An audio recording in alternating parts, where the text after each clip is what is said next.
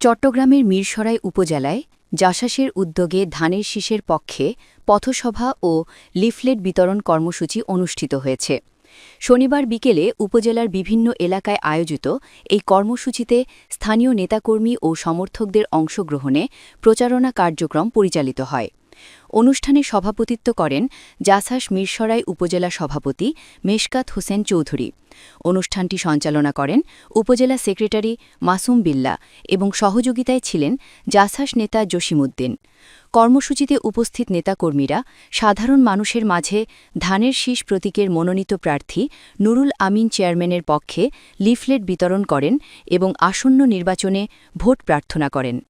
পথসভায় বক্তারা বলেন, গণতন্ত্র পুনরুদ্ধার ও জনগণের অধিকার প্রতিষ্ঠায় ধানের শীষ প্রতীকের প্রার্থীকে বিজয়ী করার জন্য সবাইকে ঐক্যবদ্ধভাবে কাজ করতে হবে। তারা নির্বাচনে ভোটারদের অংশগ্রহণ নিশ্চিত করার উপর গুরুত্বারোপ করেন। অনুষ্ঠানে প্রধান অতিথি হিসেবে উপস্থিত ছিলেন চট্টগ্রাম জেলা জাসাসের সেক্রেটারি আশরাফুল্লাহ।